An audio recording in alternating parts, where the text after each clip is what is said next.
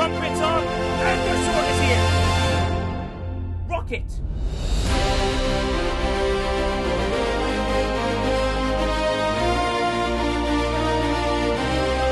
My fellow Blackburnian, I want you to sing for me, my love. Thank you so much for this. 3, 2, 1. Big! Speed ahead, we're here to play, exploring galaxies every day. Yes, me. We are hosting the cosmic stream, STFC Briefings, it's the ultimate gleam. Tune in for tips and tricks, lore, news updates, and so much more. Exciting guests and interviews too. STFC Briefings. Can't do this without DJ. Just for TKO WWE. Thank you for this. Ooh.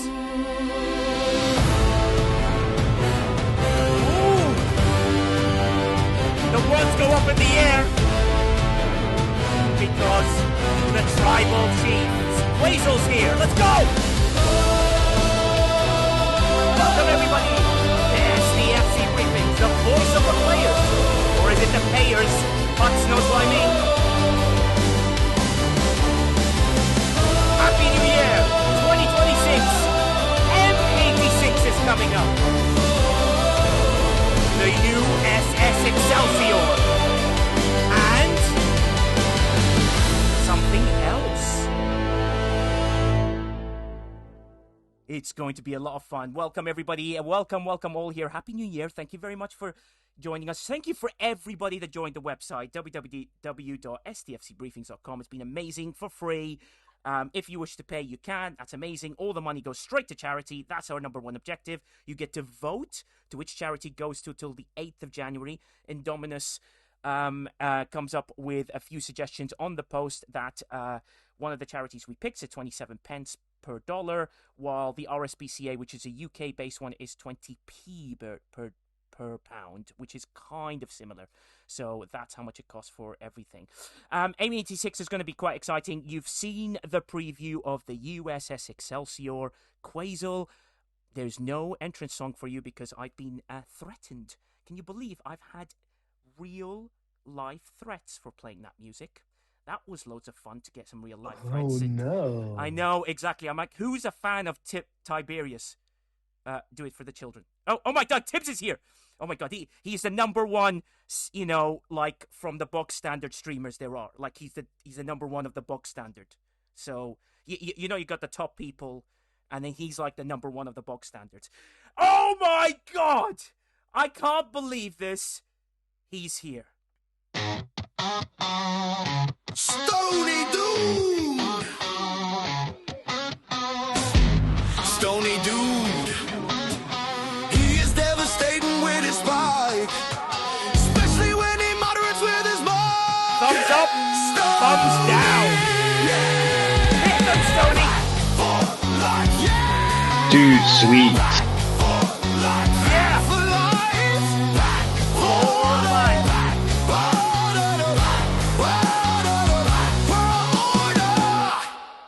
Tony Dude is here, ladies and gentlemen. I can't believe it. He's finally here. Tony Dude has joined us on the stream live from his very small cubicle in his office. Welcome, Stony. Pretty much. Yes, I have to leave my office to change my mind. That's amazing. It's lovely to have you here. We've seen a preview, Stony. We've seen a preview, Quazel, and we also have Shockwave Prime here, which his song, I did get the approval for the cover, finally will be released as a single by the end of the month. So I've done all the paperwork for that. So Shockwave Prime, you're very, very lucky to have that one. We have some great people here. The USS Excelsior arrives. Quazel, your first thoughts when you saw the preview, sticking within the preview of what is said in the preview, what do you think about this ship? It's not been the first time I've seen it. So Yeah. It's gonna be interesting. I mean, we need to see the full picture. That's all I'm saying. It's a glimpse. It's a glimpse. It I is. mean, if you look closely, there are some infos in there that have not been seen anywhere else. Yeah, that's true. And I'm going to point you guys out to the infos. I mean, the good thing is it's the best way I can describe this ship. It's a ship that's got a Voyager ability, that's got NX-01 style hostiles, and it is got the Titan ability to buff. Right? That's the way I can explain it in very simple terms. It's a ship that seems to go well in combat. That seems is the key word here. Seems to go well in combat. Seems to buff everything in the galaxy. And it also has the Voyager ability to summon a few things. Right? Those are the key aspects of the ship. In very simple terms, you watch that video. Those are the things you see. And I'm trying to explain it in simple game terms. That's exactly what it is in that case. There is an expansion to that, but I'm sticking within my NDA rules of where I can tell you. The NDA rules state I can mention what's in the video, and that's what I'm going to stick to. So that's the best way to explain it. Yep. Now, within that, there is a loop, obviously, and Killer Angel has put it in the chat. I will also put this on the video on YouTube as well. Thank you very much, Killer Angel. Always great with those summaries. What are your thoughts now I've said those things? I'm going to go with you, Quasel, then I'll move on to NetNiv. Go on, Quasel. What do you think? I mean, it's interesting. I mean, I'm looking forward to how people will perceive the rest of it. Yeah. And if you're looking closely, you can see a little bit of the loot those challenges will give you. Yeah. And if you look in the video, you see the full weekly picture you might get. Yeah, exactly.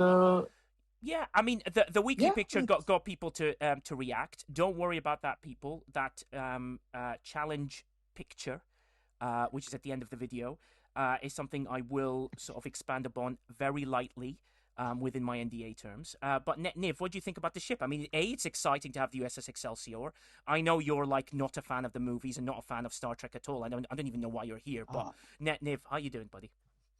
Yeah, I don't do anything Star Trek related at all. Yeah, so what do you do? Is it some modification to a game or something? I mean, it's something like that, isn't it? Yeah, I basically just make it worse. Exactly. So that is people won't play it that way. No. Challenge what? No, I know Lube's in the chat, and I'm so happy to have Lube with me. It's always nice to have the great guy, available. I know he's the one who's going to be the front and center, being hit early, because on Tuesday nights, or Tuesday night UK time, he'll be the first person to stream. But now I'm going to move on to a player. So Shockwave Prime. Well, sorry, I had one more thing. Yeah, go on. I know you mentioned the buffs being, Titan style, because they apply to multiple ships. But yes. From what we saw, they said it would apply across the systems, so yes. not even just this one system. Yeah, correct. So it makes me wonder whether we're going to have the same rules that we had for other things, where you need to make sure it's not docked, not mining, and not actively attacking something for it to apply. Yes, exactly. But is it going to be more like a exo token in that once those buffs are active, they're active, or you go back to dock and you lose them? Yeah, that's my next question over that. Yeah, obviously something I can't answer, but the most important thing for people to realize is that ship. You see how Cisco does his thing. They've obviously started working on that mechanic, which is something that's quite interesting, which is like a buff across the galaxy. Shockwave Prime, you're a player. You've seen this preview. You know nothing additional to that. What are your first thoughts? My first thoughts are, it kind of seems like it might be a wait and see sort of mechanic, because based off of what they released the other day, the refinery seems kind of underwhelming, but like you said too, we don't know everything yet. But based off of the information that's readily available, it does kind of seem like it's underwhelming. I do think that my mind could be swayed if it comes out that maybe there's some cool rewards associated with it, or just something to give me, a little bit of bang for what's behind that paywall. But right now, for me, it does seem a bit to be desired. Yeah, true. I mean, that's the first thing. I mean, obviously they said the words G7 efficiencies, but didn't specify what they are. So there'll be some sort Yeah. of G7 efficiency that will come with it. And those G7 efficiencies will be available in the refinery themselves. Sorry, not in the refinery. They'll be available within some sort of way of doing them. You will be able to do the G7 refiners will continue doing more things like we have been getting at the moment. So that's a good thing, which is absolutely awesome. So wait till you see the G7 efficiencies. The reason we can't expand on it, even if we did know, was there'd been a lot of discussion on the potential changes to it or not. So they might be better than what we saw, but they will never be worse than what we saw. So fingers crossed they've taken the advice on and they've come back from the holidays. Everyone's a little bit tipsy, can't be bothered with arguing with players, and they'll just up them, which is what I'm hoping will happen. And that's a good thing to sort of look at. I will tell you this, Queen Sleepy said, or Queen T or Queen Fanny, you've changed your name so many times, I don't even know what it is anymore. So Queen, you said, how long will it take for you to, like, you know, how many things to unlock the ability? Well, the ability is the ability, and they're passive. So the moment you get the ship, it will be passive and available. So straight away. And I assume it'll be a length of time and the abilities and whatever that goes around, which changes with the ship. The good thing about it is, yeah. And what do you think, Quasel? Go on. Yeah, I expect classic. I mean, we have seen that those abilities have a cooldown, those abilities have a duration. Yeah. I mean, remains to be seen what they will be in the end. And then we can judge. Is it worth it? Is it not? Yeah, that's true. I mean, if you ask me the question from the information I know, would I get the ship? The answer would be yes. And that's me. I'm just telling you how I'll play it. I will get the, you know, I would like to get the ship. Now, would I push really hard to get the ship? Not necessarily, but I'll be able to play the whole loop without any problems without having the ship. And I'll explain why. Dog Holiday says, is there day one sourcing? Yes, there's day one sourcing. Like every single thing, bog standard, how you pick a ship, you'll get a day one sourcing. Mad Hatter says, say never, it can be worse. Scopely will prove you wrong just for laughs. Mad Hatter, you don't even know what the number is. You don't know what the number is, so you don't know if it's worse. Only I know what the number is, or, you know, whoever's seen it knows what the numbers are, and then I might just play it that way. And then Brian says, okay, Nigel, would you get the ship for what it offers or because of your love of the lore? Now, I'm not in love with the movies, personally. I think the movies are very good, but I like the new update to the movies with the visual effects that they've done, which are absolutely awesome. But would I get it for lore? No. Would I get it? Would I do it free to play? Yes. Would I buy it if I had it in day one? I would, because I would like to get anything additional and sort of get ahead a little bit. But that's for the spender side. For the free to play side, I'm telling you, you will not lose a single thing by just claiming the ship every single day and chasing that loop. You'll still be able to play the loop and everything that goes with it. Now, I know what everyone's thinking. Everyone's thinking is we've seen some modified form of a battle pass, and that's something that everyone's arguing about. What is this? What's happening? It doesn't look the same, anything like that. This is the thing that, you know, Lube was having, was letting people know on his stream, saying that he doesn't believe that people, and I agree with him to a certain extent, that people will struggle to not understand it and have an uproar about it unless they explain it really well.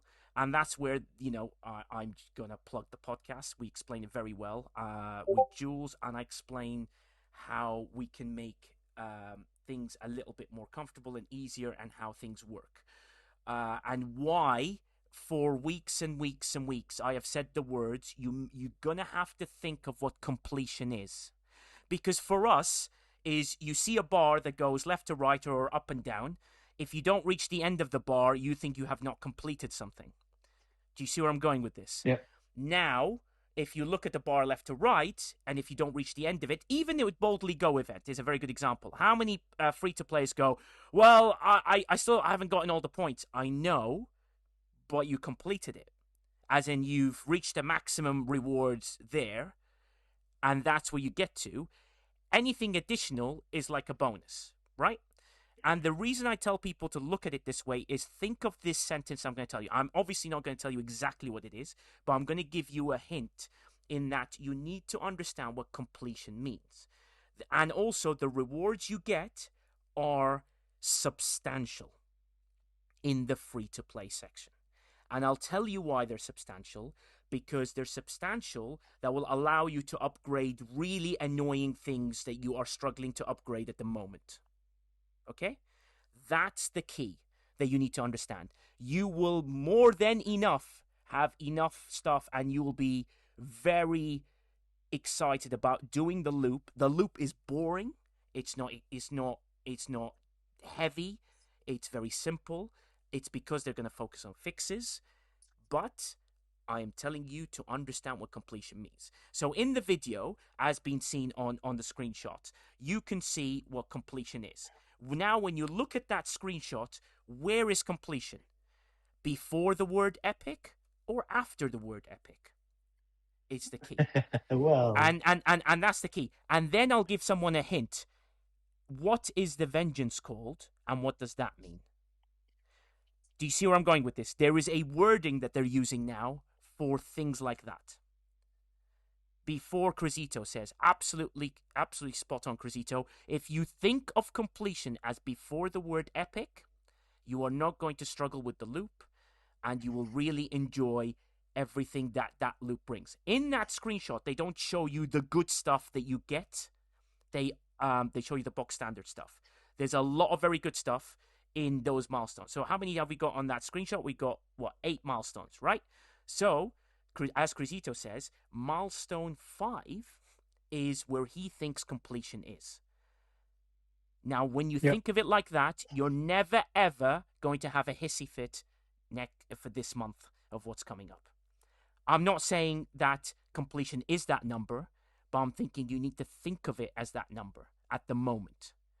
And then everything else will be doable. The question everyone's thinking is, oh, do I need to ship for whatever and all this sort of stuff? No, this is a separate thing to the ship, right? The ship does give you bonuses towards things, but it's a separate thing at the moment to the ship. Yes, Quazel. Go on. Think about it like a bonus chest. I mean, if Yeah. if you want to do the double pull, that's not possible in many situations, and same might be the case or not, depending on your situation, depending on how it all unfolds. Because I'm very carefully until things are live, and we have seen numbers that are really there and have not been changed, and then Yeah. and we've seen more of it. And keep in mind, it's the first arc, and maybe there are changes later on. Who knows? Maybe there are additions. Yeah, and also, I mean, we can't explain it more, which is why I'm being vague in the way I'm explaining. I'm trying to give you the words required for you to understand it as best as possible, so that everyone doesn't panic. And Sniper, you bring up a good point. No. Sniper, you will be very surprised on how loose that specifically is going to be. I'm not going to say it on the stream, but you are on the right track of what potentially good things that could change, and they could do it. So, how many times have we asked in the private server for a bonus battle pass, right? And what is a bonus battle pass? It's the double amount of rewards that we get yet again from the same battle pass. So, think of these two things that I've put together, and you will now understand where I'm going with this. This is actually, when you think of it like that, not a problem, and the resources that you get is what the resources you get of playing a battle pass. Okay? Anything, if you want a bonus battle pass, that's up to you. You can then push the boundaries over the top, but you don't have to do anything to complete anything or to do anything. Just be very specific. I'm being vague because that's as far as I'm allowed to say. But I want people to be excited about Tuesday because I think that they're going to focus on potentially more fixes into the game, bring something that's a bit lore and fun. It's not tiresome. It's not an exhausting loop. It's got good challenges, good things, and some good stuff that's in it. Am I ecstatic about it? No. Am I Nigel level of medium, which is always still to the 75%. Yeah, sure. I'll play the loop and I'm going to enjoy it. But that's the problem is I can't go under 75% as as my other half tells me. It's like there's no such thing as under 75% of Nigel. Which is insanity. But I hope that explains to people the main aspects in a vague way, and you have to understand. I'm NDA bound, and I haven't seen much. I've seen very little. Do you know what I mean? Like I've seen what you guys have seen, but this is the way what I was trying to explain to you why that works in the way it does. Sleepy Queen says, "I'm excited about everyone's reactions." I am. Dog Holiday. I think I'm not saying the word. I'm going to try and use different words. I promised myself this year to do that. Is that I'm not going to get enthusiastic about this. I like if I skip this loop, for example, and I just continued my stuff next month, I'm more than happy to continue to doing so. The reason I want to engage in it is it helps me get through some really annoying things I really want to upgrade. So that's what I want to get to. So I hope people understand that I can't answer any further questions around this, and I don't want Quasel or NetNiv to either, and I don't want them to get in trouble. No, I wouldn't. Yeah, exactly. Even you would ask. Yeah. I mean, yeah. It's all fresh and new, and why risk any issues and advantages that we can prepare stuff in advance. And yes, there is already a sheet, and yes, there is a little bit more information in there. Yeah. But Yeah, exactly. And also, I will tell you guys this. I've got a blog on the website ready to go, which is a bullet point blog. I've decided to put a blog together which basically gives you A to B very quickly. You can open a page. These are the things you need to know about the Excelsior. This is the things you need to know about the other thing. This is the things you need to know about the other thing. So that you can go bullet point, boom, boom, boom. Okay, does this, does that, does that. As you saw in the magazine, you've seen the two officers are there. We can't tell you what their abilities are, but I can tell you this, is that if someone said to me, would you go out there, chase these officers, and absolutely go hell-bent and leather for it, as NetNiv would say, being from Preston and eating Cornish pastries. Well, pastries, actually, pasties. NetNiv is a bit of a pasty. Pasties. Yeah. Do you know that pasties were originally made in Bolton? General knowledge question. Can you believe that pasties were made in Bolton? I mean, I struggle to believe anything was made in Bolton. Yeah, I know, which is absolutely insane. So now after me saying this, I'll answer your question, Dog Holiday, very specifically in a sec. But now, Shockwave Prime, now you've heard this. Now what do you think? Some rules. I think that I'm still a little bit skeptical. Now, the one thing that I think everybody's kind of struggling with, we don't want to spend money on, not spend money on, but the one thing that you're referring to is the prototype tech, because that was already in the preview. My question would be, and this is where I would start to get a little bit more excited, I don't know if this goes into NDA territory. Of course, yeah. But what I would do, what would excite Shockwave is the last 2 months, we had a mechanic to where we were introduced vengeance blueprints. Yep. What I would be excited for is something, the mechanic, that would introduce sourcing for vengeance parts. Cool. And that would kind of get me a little bit excited. Well, the only thing I can tell you, Shockwave, is I look forward to you seeing Tuesday. And I would be very happy with things that potentially are coming up. And there will be many things that help a lot of players with a lot of things that we have struggled with. So what have we struggled with, for example? Like, for me, it's a pain in the ass getting the buildings upgraded, right? There are some buildings that I'm stuck with and I need more sourcing for bits. Maybe that'll be in there. There may be things that researches that would help me in the game. They might be in there. There might be things that you will, not always associated with a ship.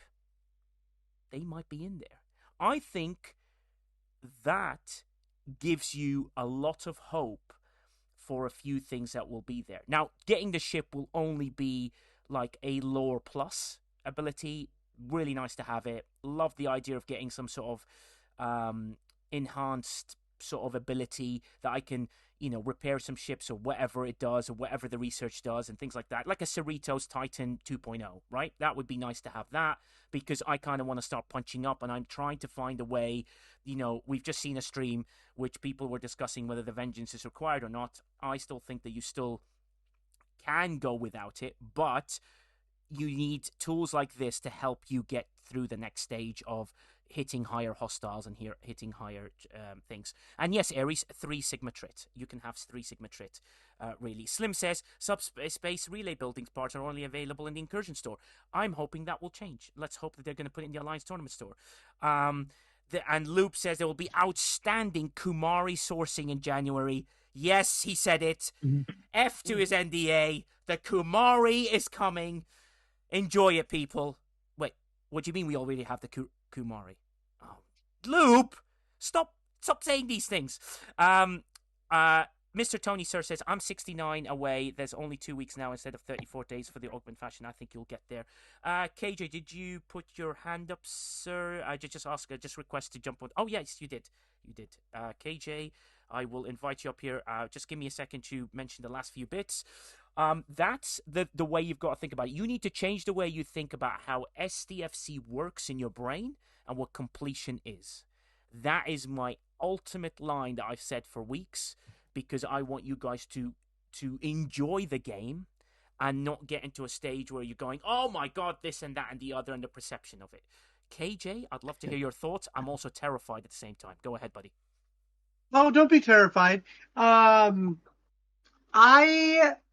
don't know what you could answer on this topic or not. Sure. And you can totally just say that you can't answer. But I think that some of the rumors that have been going around that have people kind of on edge about the Tuesday's release is the mention or thought process of a double or triple paywall versus our standard, feature unlock or ship unlock. So where are you able to speak on that at all, to maybe put some minds at ease or to help us brace ourselves? Well, I kind of answered it, KJ. I can't answer it any further than what I did. I've answered it by saying completion is a different thing. So you need to understand what completion is. Crisito brings up a good point of where he thinks completion is. Now, that thought will make you really enjoy next month, because I hope this route that they're going with, I don't know. I have no answers because I don't know anybody. I don't speak to anybody within that side, and they've all been on holiday, is I hope if you understand that, you will enjoy the features that will be coming in next month. You'll be able to play it. You'll be able to get to a level. You don't have to chase the ship. If you want to, it'd be amazing. If you want to free to play quite a lot of it, you can, and it's doable is the key word. Of course, there'll be some things like we've had with Outposts or FC Cisco or whatever that requires you, hey, if you had the FC Cisco, you're going to do better. Do you know what I mean? Like, there'll always be something that you need that you can do better with. If you want to pay to accelerate some of the things, sure, you can pay to accelerate a few things. If you don't wish to pay and accelerate a few things, you will not be losing, because I think the rewarding aspect of it is more than plenty for what people need.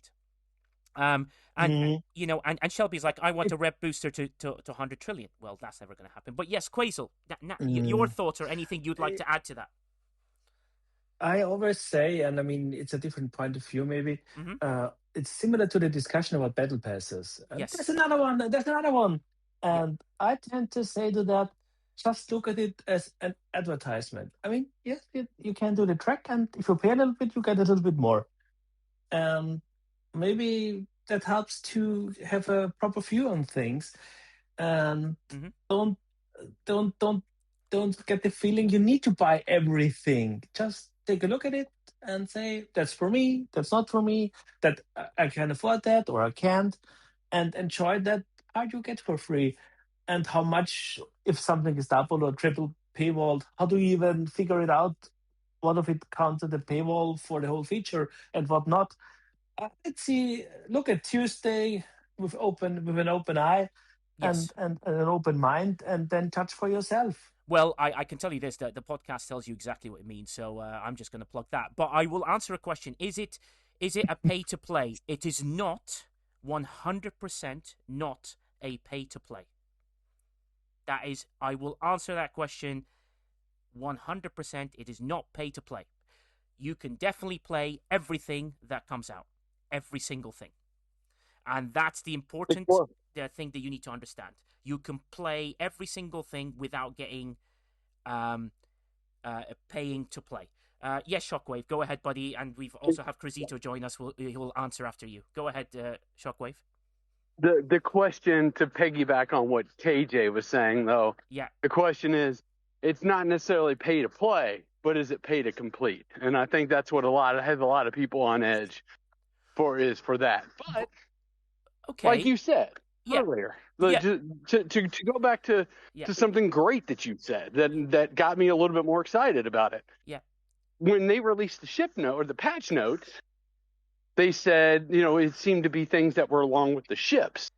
I didn't think about potential buildings or upgrades that could come across from there. Exactly. So I've been personally asking for Transition Forge pieces because we have such bad sourcing for those right now because of the cancellation of Flashpoint events. Yep. So if you give me Transition Forge as well as maybe some potential Vengeance shards, I'd be a little bit happier. Yeah, dude. And the key thing is, and that's why when you and KJ asked the question, I was like, what is completion?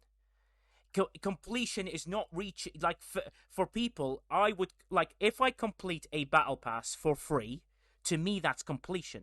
Some people think if I complete the elite battle pass, that's completion. There's a difference. You need to understand that, if you complete the thing without needing to buy the next thing. If you wish to double what you have, then you can potentially purchase more things if you wish. And the key thing is, how many weekly packs do we have, right? And how many $50 this and things that you might go, do you know what? I need to complete the Gorn Eviscerator this week. Screw it. I'm going to complete it. I just need a few more parts. That is the concept when you think of things like this. Crisito, I always know you come up with some classics. So, buddy, jump on the stage. What would you like to say?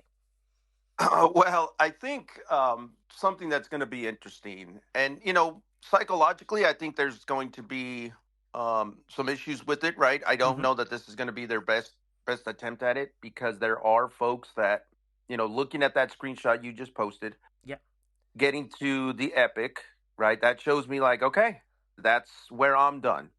Yeah. And I think this is similar, but it's a little bit more in your face than what the overflow used to be. Yes. Right. If you look at the overflow of the current BP, you finish the battle pass.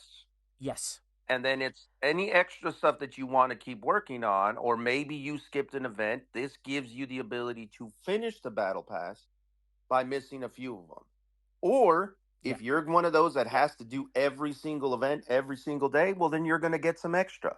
The difference is, and if I'm hearing you correctly, and correct me if I'm wrong, Nigel, they're saying, guess what? You got through milestones 5. Good for you. You can go ahead and do the events for milestones 6, 7, and 8. But if you want the rewards, you have to pay for them. Pretty much what I gather. Yeah, it sort of yes and no. I'm not saying that you can't get to 6 and 7 and whatever and 8. 6 and 7 without paying. But it's just harder. Everything just gets harder. So when you get to an epic event, it becomes harder. Maybe there's more grind. Maybe there's it's insane. Maybe you're killing 1 hostile per hull. Maybe you're killing 3 hostiles per hull, and it's really annoying. But you can still complete it. Like if you wish to go, do you know what? Like Khan's Wrath of Khan arc, I'm gonna keep going back and keep going back and keep going back, and I'm going to complete it free to play style. You can do it, but it'll be a massive pain. I would just argue a bit of caution for you, and obviously you're trying to set the expectation today, which is good. Yeah. I think just based on the nature of everybody that's within this Discord, what's in the other Discord, just any of them in general. Yeah. Because there are folks that are completionist, OCD, whatever it is. Yes. I would expect for there to be torches and pitchforks on the day one.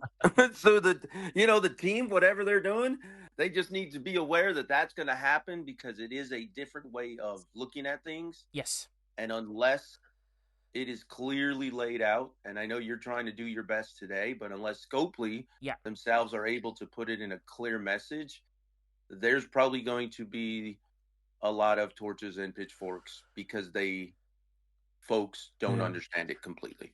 Yeah.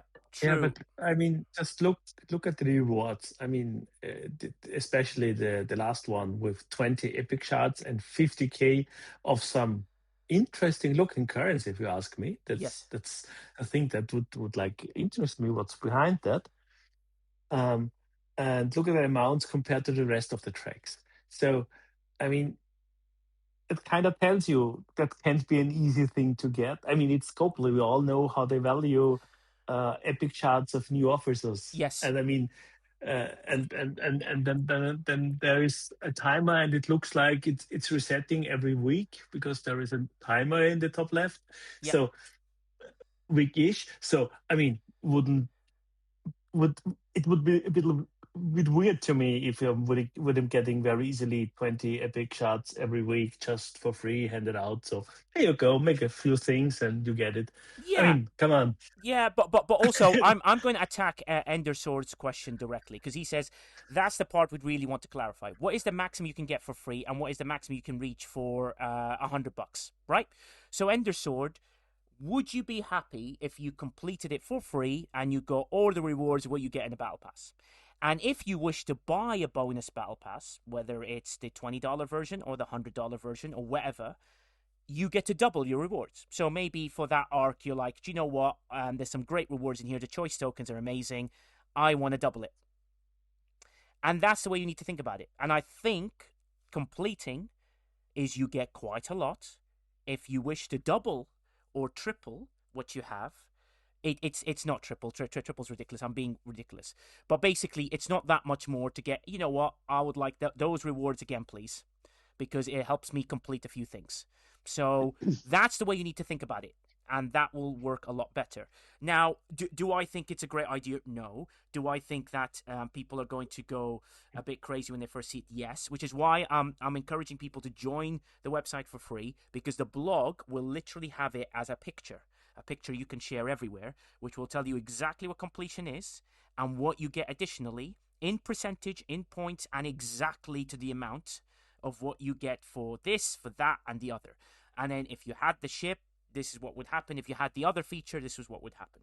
So the blog is ready. I've done it. I've had a few people look over it, and they're very happy with the rewards. I'll get Quasel and NetNiv, but NetNiv's a bit annoying. But yeah, maybe actually no, I'll ask NetNiv first, and then I'll go to Quasel, because NetNiv might be less obvious in my face. Then it's fine. There's Ender Sword. So if you think of it like that, that's the thing. We need to be, as a community, be able to portray this, because I think we need to change our attitudes towards what completion is in the game. And I'm going to stand here and be the person that says that. Do I think it's the greatest thing they've ever done? No. I think it's an idea that is basically going to deal with psychology. And the psychology aspect of it is going to be very important. Monocle brings up a good point. He says, people don't like change, especially when it challenges what they know. What matters most, if it's deliverable matches the promise. True. Let's see what they promise and let's see what they deliver. And then their source says it's fine. A sniper who always comes up with great things always says, I actually think it's a good thing to make things possible to complete free to play, even if it's really hard. Loads of grind, be able to complete a lot easier with spend, because the other option is generally full paywall. Not possible free to play. Yes, NetNiv, jump in, buddy. So this is where I view the epic part of it is a bit like looking at the Galactic Rush, and you can do the first few stages of Galactic Rush, yeah, no problem, Yes. And then you start looking at them as it starts progressing up, and the scale that it goes up to for each level, and you just start going, maybe not. Yeah. And that is kind of the attitude we're going to have to take with the epic track, really. Once we've done the basics, which should be not necessarily easily achievable, but relatively easily achievable for most people. Yeah. Then, but that is something where visually it's going to be a change. But we've had these before, where we've had changes done to things, and at first we've all been like, "Oh, I'm not sure I like that." But then we've got used to it. It takes time, and we adjust. So if we can do that with this, I think it gives us it in one place as well. Then you've got the normal goal that you can aim for, but you can also look and see, well, do I fancy going and pushing that bit further? Do I fancy? Exactly, and that's the thought. And Zax, I'm going to attack your question categorically. Currently, the rewards for Battle Pass Elite Track are actually triple.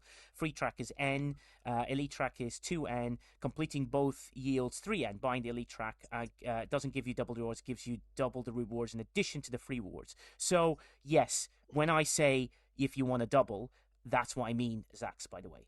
As in, like, in addition to your free. So, in other words, you get and more. keep in mind, Yeah. Nigel's just giving you examples and not the full picture, because he can't and I can't either. It's just he gives you hints how to look at it once it's released, and not everything about it is literally maybe the same allegedly a thing that's coming. Yeah, exactly. And the way NetNiv explains it is really good. Like in the Galactic Rush, you might go, okay, this is where the spend part begins. I'm good with that. But you might go, do you know what? I really want to upgrade a few things, so I'm going to put a bit of cash behind it this time. That's the way to choose. The thing I'm actually quite... If everything stays how it is, I think free-to-play actually benefit very well from this. Because that is the important thing that I think aspect, because I could free to play it and go, do you know what? I'll progress very, very far with it personally, and I will potentially free to play most of it. Like I told you, I want to get the ship for the reasons that I want to get ahead. That would be my only spend at the moment. Just that's me personally, but that's just me. And Raxnar says scrapping G5. Well, as you know, the GM said in July. However, I do have a T-shirt that's that I will be putting up, which I thought was hilarious, designed by one of my team, that says, I don't need any more ship slots because I'll be scrapping by July. So if you wish to grab that T-shirt, which is really cheap, it's quite funny. There's loads of pictures of Indominus Prime's shipyard as well, because Indominus put the amount of ships he has that he's ready to scrap. So I think it's quite funny, which will be amazing. But yeah, NetNiv, I think the way you've explained it is terrific. You'd like to expand on that, or are you happy with what you've said with that already? I think it's hard to expand too much on it more, because obviously we need it there to be able to discuss it. I'm sure in a week's time we'll be looking at this going, oh, it wasn't quite what we thought, or maybe it is exactly what we described. It's hard to say, especially as we're going to get small snippets of the previews and stuff. Just so we're transparent with everybody, like Quasel, NetNiv, and I. Quasel and NetNiv have seen slightly more than me. I've seen less, and I'm like with you guys with the preview, but I understand it in that way, in the aspect of how it works. So that's the way I've told, the way I've told my alliance. When this comes out, look at it like this. If you look at it like this, you will really enjoy playing the game. And enjoy playing the game. People that start the year enjoying playing the game. If you don't like it, don't play it. And same thing with the Galactic Rush. If you don't like it, I know I'm going to get hit for saying this, don't play it. I didn't. I was like, I only played one of them because I was like upgrading my Vengeance. And I was like, great, yeah, I really want to upgrade it. Gives me double rewards for a few things. This is the time I want to put it. I'm not going to wait because Incursion's around the corner and I want to enjoy it. So Brian's like, to move on a bit, any changes to COTA? So Brian Racer, at the moment, they've taken all the feedback in to COTA and they're going to look at what they can do with that. And then, we will see whether they decide to take it on. We haven't been able, due to holidays, to have meetings or chat about it any further due to the holidays being in the way. Killer Angel, again, says, why we hear only people that are positive about the chase for optics? It looks like more paying. I'm not saying it's positive. I just think optically you're looking at it differently to what you're used to. You need to be used to that. I'm sorry, I didn't think... I didn't think I sounded very positive at all. As a matter of fact, I said I'm going to have to wait and see, and you're going to have to impress me. That's what I said, Killer. So you're definitely you were clearly the most positive out of all here, my friend. Exactly. Shockwave. But I wanted to point out to Killer that not everyone's positive. I am right on the fence. I can be more Switzerland if you tried about it. I have been very, very coy about expanding on it. I'm just trying to get you to understand what this potentially could mean, but it could change. Like, who knows? But they have released a video with that on, and that's the key. McShiz even says, since when have BPs been in this section? It's similar to BP in the progress reward, but it doesn't look to be in the event section. Exactly. It's got its own separate thing, which means it's another thing they're adding. The BP will be the BP that you get every single month, exactly the same as you always do. And then you can choose. And the key thing is you can choose to progress at the speed that you want to progress. That's why I think it entitles you to every single decision, every time you go to it. You know what? I might buy a few bits this week, maybe not do something next week, or maybe, you know what? That's more than enough for what I needed to. I just want people to look at it without pitchforks, read everything, give yourself the time to take it all in, and hope that it gives you more feedback. I just want people to enjoy the game because I'm bored of the negativity. Yeah, go on. To add to that a little bit about positivity, it's just trying to set expectations right. And we can't talk about our full opinion on it before it's released for obvious reasons, because I can't explain my full thoughts on it until it's live, because that would violate any NDA or stuff. Yeah. And that's the thing I find is a reasonable ask for us to share things that we're allowed to try to explain stuff we have seen, because we can put it into a little bit of context. And then come Tuesday, we will share our honest opinion. Like, I have shared my honest opinion that the current events like Galactic Rush, that's not worth going into it, because the payout compared to epic shots, like Jules did the comparison, that's expensive, but people can do it. So if you want a little bit of negativity, I can tell you I didn't spend a dime of materials this weekend, despite wanting my vengeance finally the last few blueprints. But those events are a joke payout-wise, if you ask me, compared to previous events. And basically, Quasel, just to interrupt you for a moment, in Dominus, that shows you that he can be critical of the company and the game. Right there. He's allowed to say that. I agree. Galactic Rush is terrible. Same thing with Loop. He'll say the same. And yes, Netnev now is going to say he loves it. Oh, God. Netnev, please. No, I'm not going to say I love it. But people do find me sounding more positive, because the way I look at the game is I go at it as to, well, what am I going to enjoy? And I don't try and fixate too much on what's coming until it's here, because 9 times out of 10, there are things that either throw us for a loop and then we're not happy with it, or there are the bits that you go, oh, you know what, that's even better than we thought. Yes. So I try and reserve judgment until it actually comes, and then then we can decide. I mean, it is very easy to sit here and just be like, oh my God, it's just going to be the worst thing in the world. And the problem with that kind of attitude, I find, is that you kind of breed it into yourself. Yeah, true. And that's then what you're bringing back to the game. And I agree. And before Shockwave Prime jumps in, I just want to say that I agree with what Netnev's saying, and I can tell you that we can be positive or negative about it. But the one thing that's very critical that none of us have done, none of us have played it, including Quasel, Netnev. So it's information you read on a sheet. Until you play it, it could be even more different than what you think it is. And you'd be like, do you know what? Then my opinion matters, because then I'm like, now I know the information and I know what they are trying to get to. And now I've played it. This is the advice I'd give. That's the critical piece of information here. It's just we have not played it as well, which is critical to understanding it. Shockwave Prime, jump in, buddy. I just wanted to go in for a second on Galactic Rush. Yes. I think what Scopely is going to find with this is a little bit of false data that they can interpret, because we've always been told that they mount it for engagement. If you interact with the event, that counts as an engagement. Well, this first run, you're for the Alliance. It's still a massive amount of spending, and whoever thought that this amount of spending was okay clearly needs to start playing the game a little bit more, because they couldn't be more incorrect. But moving on from that, if you have, everyone this week is going in it for their Alliance. That's what's pushing me. I've built about 7 G5 ships and about 12 G4 ships. Amazing. So this is stuff that I'm doing to help my Alliance. Now, next week, when it helps me, probably not going to engage in it very much because that galactic XALB is not there. Yeah. So I think they're going to have a lot of hard times interpreting the data and interpreting what that data means for play style. Yeah. Because, like I said, this time around, people are doing it for their team. I'm noticing on the boards alliances that are running out of gas because they're running out of resources. You see an alliance that shot up by 100, 200 points the first day.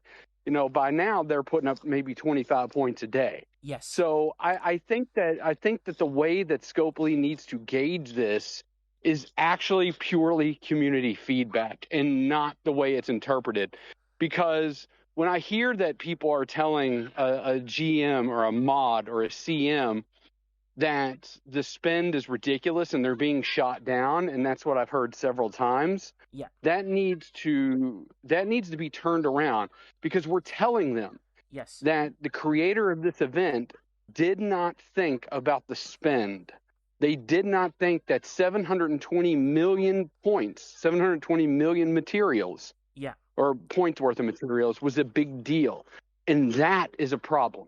That is a problem that they didn't think about that. Oh, yeah, true. And I'll tell you this, a lot of CCs, loads of ones that ones that I don't even, sort of have a conversation about, have actually all come in and we've all been on the exact same footing, pushing for this. They started it and they've been fantastic at pushing it through,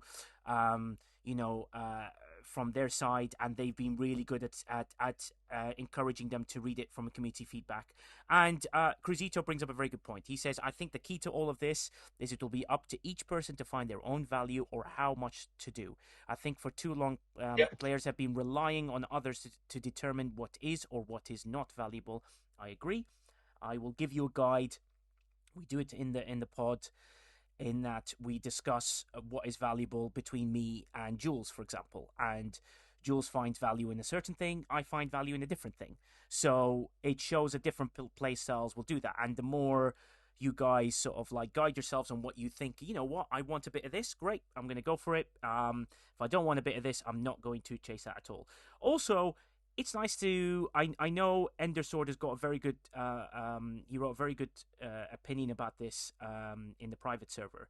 He said that that you're now adding another ship that gives another buff, which means you have to calculate things with another buff, and that's not something that you want in the game. And I was like, I agree, but also having these buffs will now hopefully able you to punch up. Maybe you can skip things like some ships that you thought were the ones you got to chase. You can save some of your resources to slightly bigger ships, or if you're as poor as Shockwave Prime and never not even allowed to ascend as a server, then you're stuck with what you have. And yeah. I And tell you, need to tease me. Golly. Go on, Faisal. Don't be too afraid about what the buffs mean for the chip or not. Wait for Tuesday, see how it works, see how the cooldowns are, see how the timers are. And if they kept the same timers, then you might be surprised or not. And it all depends on there's always different mechanics involved. And we know how all these buffs are limited by some things and not others. But I think it might surprise you maybe, and it depends on how the final numbers look, because nobody knows them. Scopely maybe, and maybe some people have shenanigans, but they change until Monday evening. There happens change, especially with the long break that has been. So look at the basics, but don't read too much into it. Yeah, exactly that. And yes, Netniv, go on. I was going to say, when you were talking about playstyles, then don't forget that we have a lot of different playstyles. Some of us are casual that just want to be social. Some want to be PvP, yes. Some want to be, and doing arenas.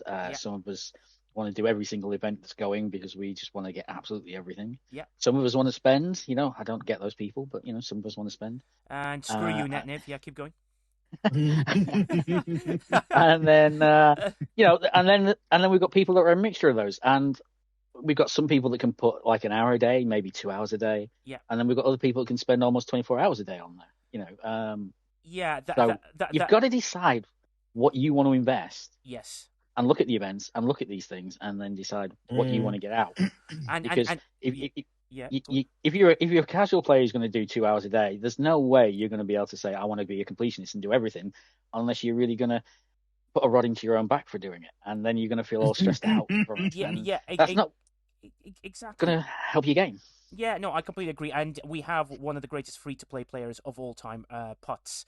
And I always respect Putz because, you know, it's not voice of the players, it's voice of the players. So if we can't phrase out the data from just engagement and completion and which milestones they got to and the why, then the data they collect is not going to be correlated to reality. But the biggest issue is the overspend.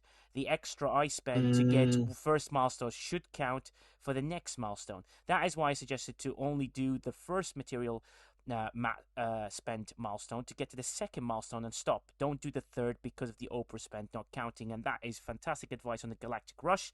KJ, I see you've absolutely unmuted with speed, which means you've got a critical thing to say. Go ahead, buddy. I just wanted to kind of give a devil's advocate view to Shockwave's comment about how they interpret the data.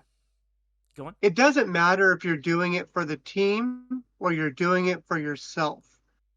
What matters is the event was completed. Yeah. That is the metric that they look at. The milestone, the spend happened. It doesn't matter if you did it for yourself. It doesn't matter if you did it for your team. It doesn't matter if you did it for your server. Yeah. The person that designed this event was successful in getting you to spend your materials. That's the metric. Yeah, very well said, KJ, and that is a good way. It is. Yes, but it go on, is. Niv. Go on, Niv. But what's your there is rebuttal? Still, that for any statistics, and we all know like 47% of all statistics are made up, then you you need context. Where's that statistic from? Yeah. I mean, I thought it was 76%. Oh well, you see. No, it was 1,002. But no, it's believe it or not, I got it from STFCbriefings.com. But thanks. Yeah, great. Yeah, thanks for the plug and the slap and the kick at the same time. Yeah, that's great. You're welcome. Yeah. But yeah, no, data on its own is great, but it has to have context. If you don't have context with it, then you can make data say anything. Exactly. And to that point, even Lum, yes, Lum. Everyone knows what Lum's like. Troll, hates me, whatever. He said something really serious, and I want to read it because it's incredible. Really? No, he can't have done. He says the oldest stuff enables you to punch up on the current things. But the future things that are going to be designed, they're going to be designed knowing the aspect of that. Loop's like Lum, never heard of her. It's well, I never heard of them. I don't even know what Lum is, but Lum is there. So Lum, it makes a very good point with that. What do you think? I agree with that. Yeah, I agree with that because I think Flossie brings up a tremendous point. Yeah. However, this is Flossie Bear. However, if they do run it again, people won't be fooled by it. And we'll know what's coming to the spendage will be so much less next time. And that's a great point because when we go into this, they hyped it as the first ever event. And I fell for it, all right? I mean, it's because I wanted to engage not only for myself but for my alliance because you can get 3 million Syndicate XP, and I can't see what I couldn't see what the premium mirror dust was. I couldn't see that. Sorry, I had a brain freeze right there. Yeah. I couldn't see what the amounts of the premium mirror dust was for some reason. But with the Syndicate XP, you can get 3 million. That's $100 worth of stuff.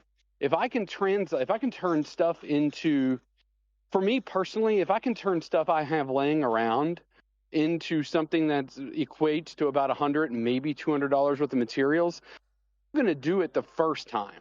Yes. That still doesn't mean, just because I'm participating in an event, that still doesn't mean I'm going to do it every time.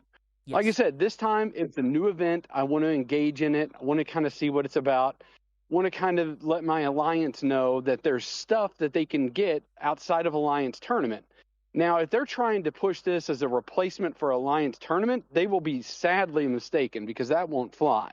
Yeah. But at the same time, I At don't the see same that. time, Yeah. when you well, I mean, they locked the premium store behind a paywall, or behind a progress wall, so you can't really throw anything out. Yeah. So when I see that, when I see the amount of materials and what that can translate to versus how many tokens I'm getting, for me, it's worth it just to kind of feel the event out this first time. Yeah. And Flossie's onto something. Just because you do it the first time doesn't mean you're going to do it the second time. Yeah. I'll likely not do this week for this next run of it. I will likely not do anything because I've seen what's on the other end of that paywall now. Yeah. So Yeah. at that point, we just commence with your regular gameplay and just ignore Galactic Rush. Yeah, true, I mean, and that's true. Before you jump in, Quasel, it's like just McShiz. It's not replacing Alliance tournament. It's just like it's just a theory saying this is not something that encourages participation to that way. It's just a chain event. That's and the problem with chain events is you can overspend easily. You can't be accurate with it and how it goes. Yes, yeah, Quasel, jump in, buddy. yeah. I mean, the plus side, I mean, I'm trying always to see both sides. They showed us all events beforehand, so you knew what would be step 2, 3, 4, 5, 6, how many there were. So you could say, okay, is it worth to me or not? Do I engage it or not? I don't like it because I find the payout not worth it.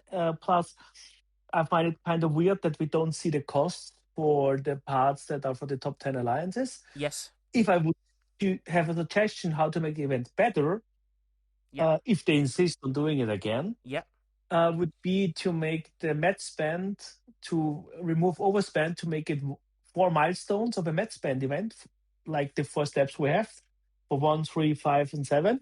Yeah. And then just give the killing SMS a token with each milestone, so people can overspend easily.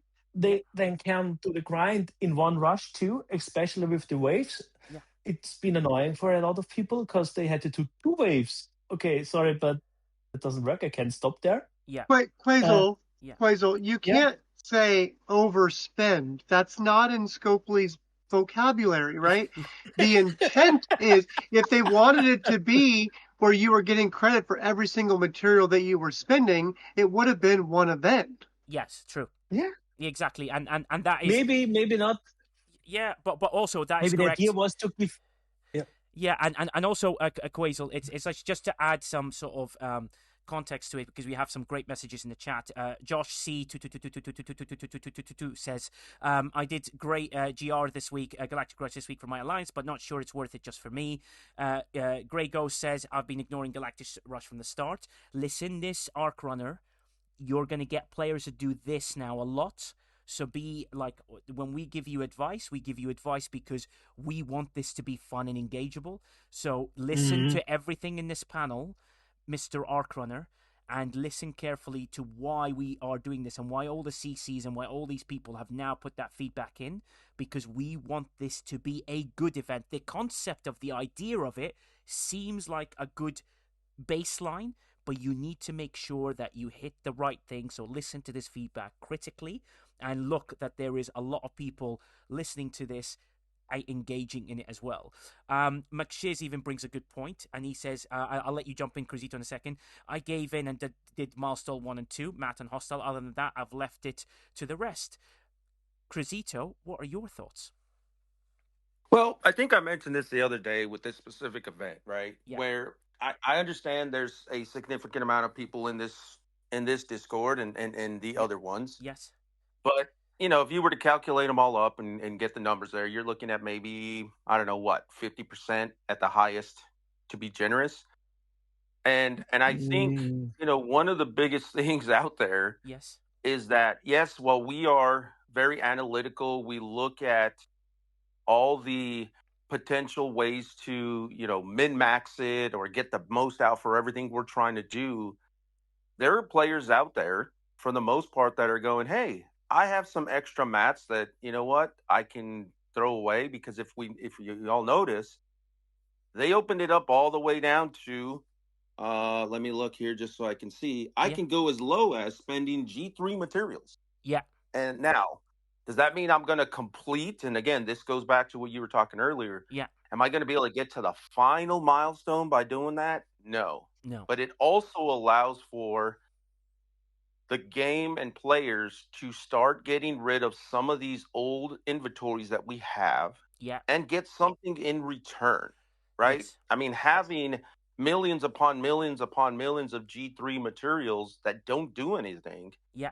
is not necessarily good for the game. And so I think that's something that we've got to kind of look at. And again, it's real simple. Don't do the events. All right. I mean, that's a pretty simple one, but there are plenty of players out there that I know that are like, man, I don't know what to do with this stuff. Okay, fine. I'll go ahead and build some enterprise, A's Yes. and get I them mean, out there so that I they can can burn them spend and that scrap on them. every weekend's event. Yeah. I mean, sorry. It's like it's nothing new. It's like any spend event on weekends. Yep. Look at New Year's Material Mastery that goes down to T3 as well and has low payouts in comparison. Yeah. It's just everybody, have it laying around, spend it. I'm fine with it. It's just payout wise, and that's a math thingy that's completely free. You get less per material. Decide it for yourself. I don't tell anyone if they should spend or not.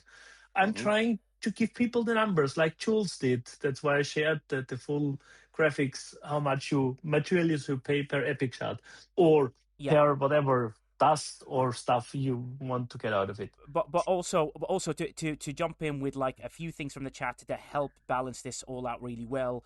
Ballyboom says the cost isn't the problem, the rewards don't work out for me, so he made a decision to not play. Shelby says the 2 material spend events were simple, doable, the rest were silly, so maybe some engagement there. Simon says, in regards to Galactic Rush, I modified my actions to not spend a single resource during the event, to not score, and recommend to my alliance mate to do the same. There was no way to make the top 10. Additionally, part of the allure of an ALB is beating the other alliances on your server.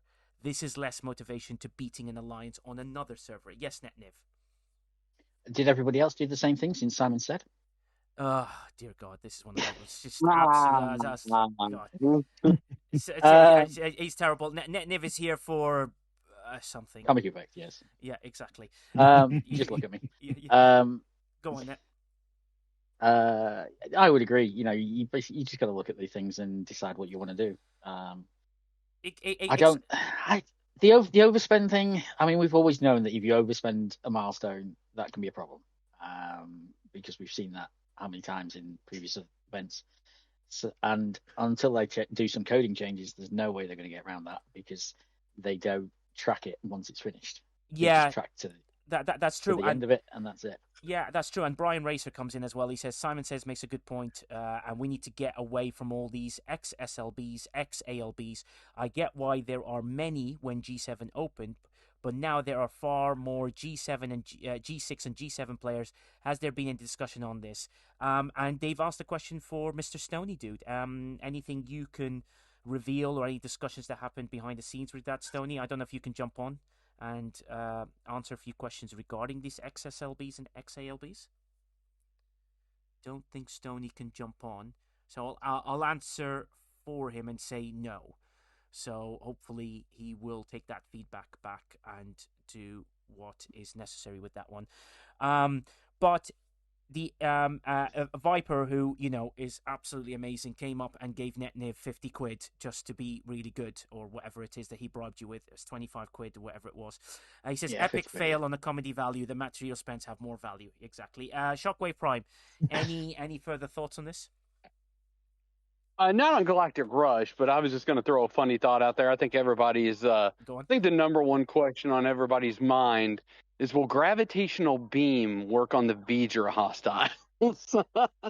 Great question. Well, the interesting thing you say to that, and this kind of ties back into what Lum was saying earlier about the fact that the buffs help with older content, but future things will be designed around them.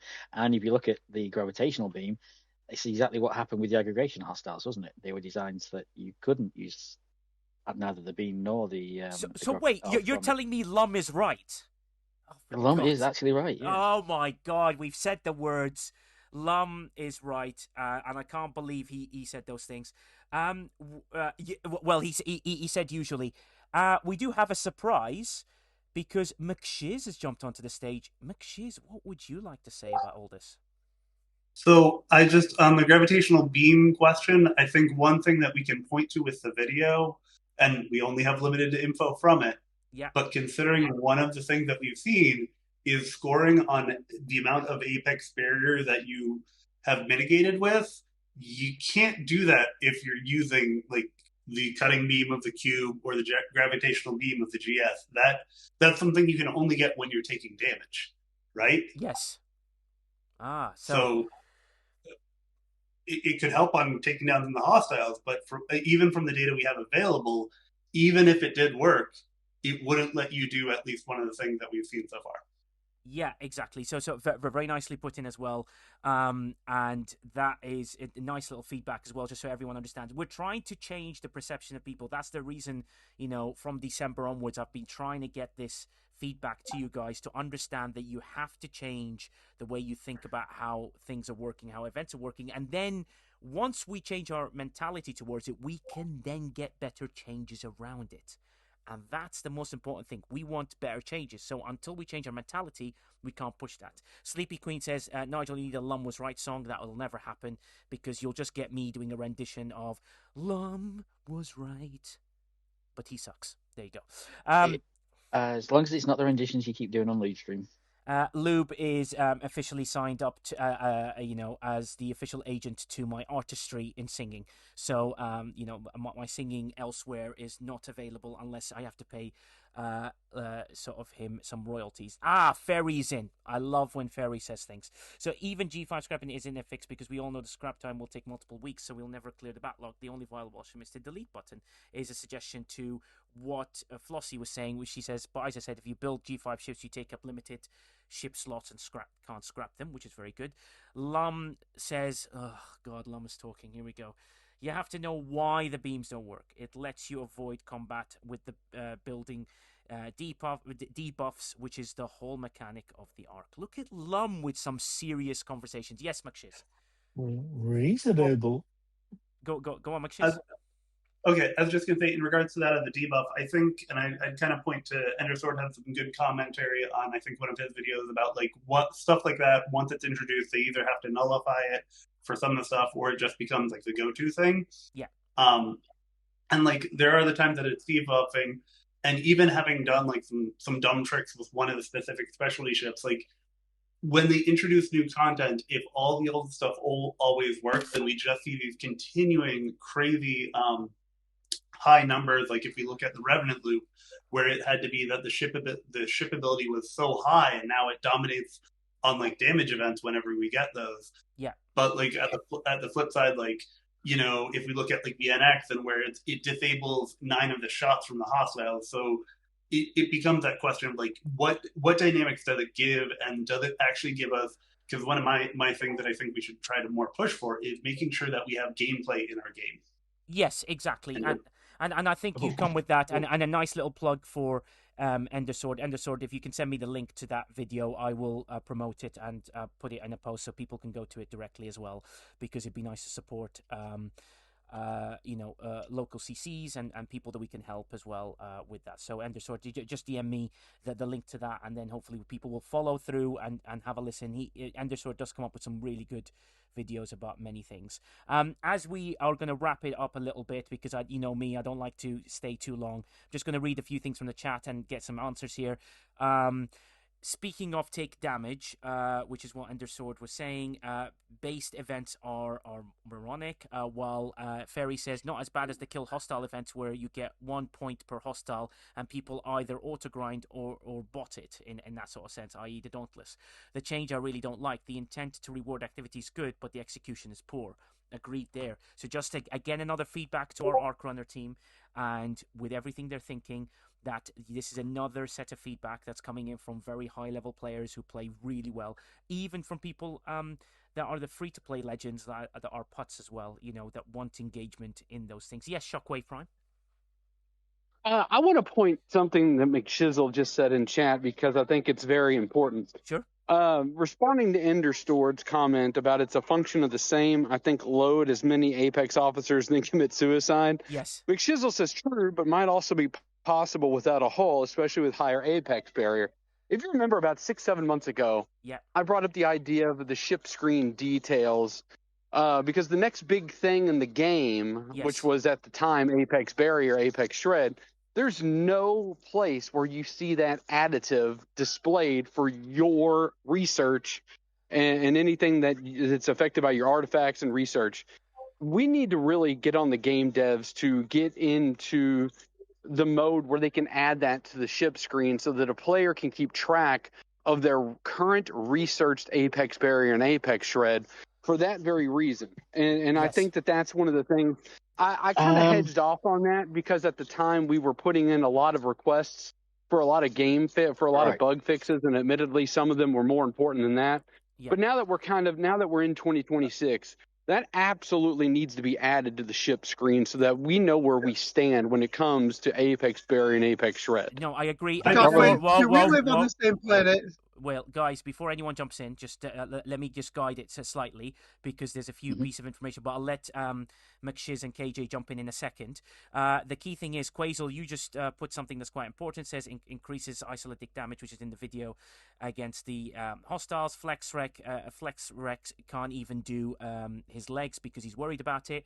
But I will give KJ the first rebuttal, and then we'll jump into McShiz. KJ, you says you love Shockwave Prime. You want to marry him? What is something? I absolutely love Shockwave's Primes.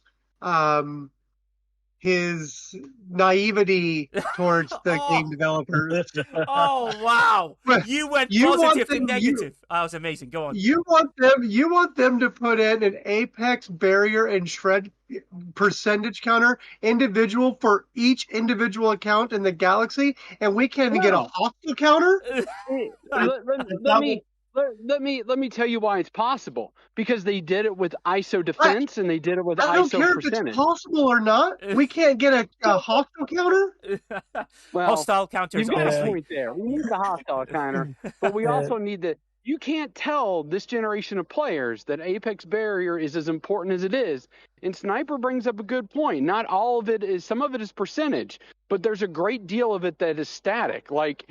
Do this research for 15,000 Apex Barrier. Do this research for that. That's what I'm wanting on there are the things that are static, the things that don't change based off of officers. This generation of players whatever they want. Yeah. Can I chime in for a sec? Be advocating for that. Just let them finish. Okay, guys, I'm going to hand the floor now to McShiz. So McShiz, your final rebuttal to this one. Thanks on that. This brings up something that I've kind of mentioned for a while, and it's something that we sort of lack in game. We do get, for the ships, we get the ship details for all the things that are non-conditional, all the time things. So even like one thing that was mentioned was the isolatic damage. Yeah. That's going to be vastly modified, whether it's a PvE, PvP, or Armada situation, outposts, etc. And all those will pop in the conditional, so we're seeing what's the bare minimum. But what we can't see is a lot of the things that are the account power. Now, I'm told at least one third-party tool, and I won't mention it because it's not yet. They haven't yet released it, so I'm not trying to pressure them to push it. Yes. But the overall view of all the buffs from all the research, all the artifacts, all the fleet commanders, the things that you have. Because, like, for example, our crit chance. Like, you'd have to go around and look all the things that can increase your crit chance to see what your likely crit chance is for a given hostile. Yeah. And so until we get something in game, for what I call it, like the account power or the meta stats that apply to the thing that wouldn't just be the ship thing or the overall, that give us those clearer pictures for what's being asked for. Like, what does our shred look like? What is our barrier? What are the things that are going to be conditional for our barriers? Yeah. And all those, go towards being able to, because otherwise a lot of it is, test it on a hostile, look at the log, try to figure it out. And we do have some of the tools that'll help parse some of that out and figure out what it is, but all of it is very conditional, situational, and so like we can figure out what our minimum is, but we won't necessarily know what our expected value is. Yeah, exactly. Well, thanks for that, McShiz. I'm just going to finish off with a few things in the chat. which is which has been amazing. The discussion has been really good. I hope this gives you guys an open to what Tuesday is going to be like. Hopefully it gives you guys an opening of how we should change our perception towards these things. And also, this is the key, is that I want people to have an open mind on how they approach this game in this year, and how that will actually help us get better change for all of us into the game in the future runs, because those are the most important things. A Foxer says we won't get the bluff clarity. It's too much work to be done for something that cannot be sold, and dismissifies too much. Incorrect, but I still read it out so that they understand the perception of some of the players. And Flossie Bear saying, assuming after maintenance the game still works. It will work. We have faith, we have ability, and Lum will not change his idea about the completion on finishing off, because he loves a different type of completion which he's never achieved in his life. So good luck to him to try and achieve that in the rest of his life, and in the future, which is even him doing a Lego Enterprise, which doesn't seem to happen. But I hope everybody understood how we're going to approach it. I hope people understand that I tried to show a different side of it and try and give you a balanced view. The podcast will give you a very good balanced view of it when it comes on Tuesday. I ask everybody here to use your player name or use your Discord name and join stfcbriefing.com membership. I only ask for this because it helps me, gives the giveaways much simpler. I can press one button and initiate giveaways for loads of people very quickly, rather than having to copy and paste a lot of things and do stuff manually. I hope you enjoyed the Artful video, which I am very proud of, because we've had the disabled actors community as well as the people that have been helping me out joining in. So we have some great stuff that we've added into the video, which is going to be cool. It gives you a whole overview and gives you the greatest, I think, reveal of the USS Excelsior, and I'm very, very proud of it. And with that, from the panel, which I have to now create photos for because more people have done more things and KJ still doesn't send me a photo, I'd like to say thank you very much, and stay tuned. Live long and prosper, and until next time, goodbye.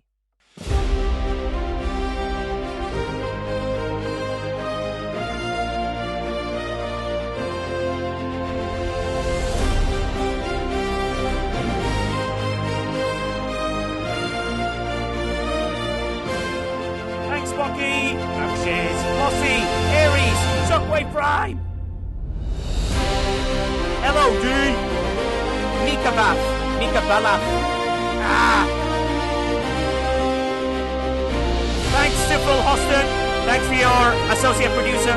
Love you, buddy. Raider 72. I hope it's more positive for you.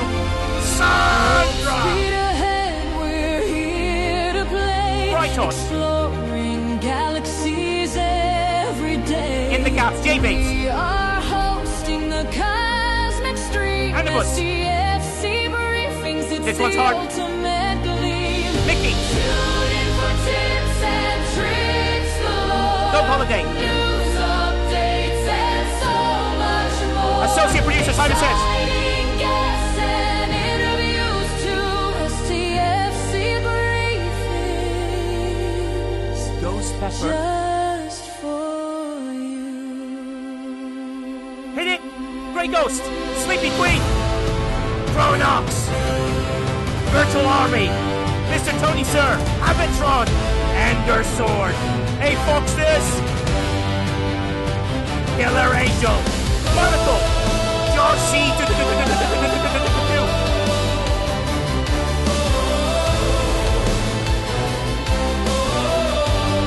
Lum says some really bad things.